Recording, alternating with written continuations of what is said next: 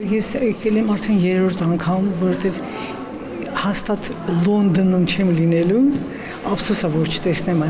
Հայաստանում, որոշեցի որ մի հատ էլ տեսնեմ։ Պատմության թանգարանի վերջին կես տարվա ավելի քան 50,000 այցելուներից մեկն է Սեդա Խանոյանը։ Սեպտեմբերի 21-ից հայրենիքում լինելուց հետո Անահիտ Աստվածուհու բրոնզե գլուխն ու ձեռքը վերադառնում են բրիտանական թանգարան։ Ցուցահանդեսը նաև կազմակերպեց ոչ այդքան զբոսաշրջային սեզոնի եւ նաև դա հատուկ արվեց, որպեսզի կարողանանք նաև այդ այսպես ասած пассив նաև ժամանակահատվածում թանգարանը կենթանացնել եւ հաջողվեց դա։ Սրահում այսպես միշտ է մարդաշատ։ Ցուցանմուշների պահապան Կարինա Ավագյանը պատմում է. Շարժ կա, միշտ եղել է։ Սեպտեմբերի 21-ից մինչև այսօր տեսնում եք ինչ աստեկատարում։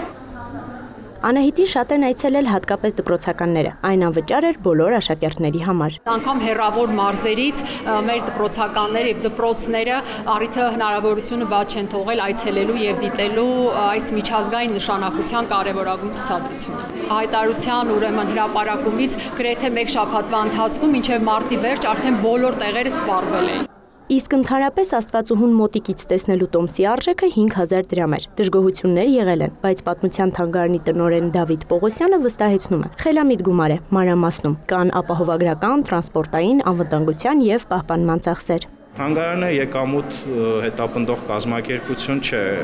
ոչ առևտրային կազմակերպություն է եւ բոլոր ձեռքբերված միջոցները կրկին դրվելու են մշակութային ժառանգության պահպանության, ցուցադրության, ներկայացման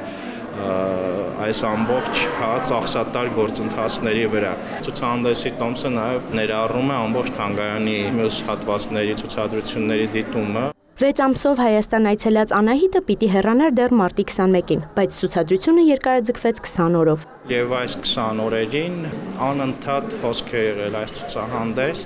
Սա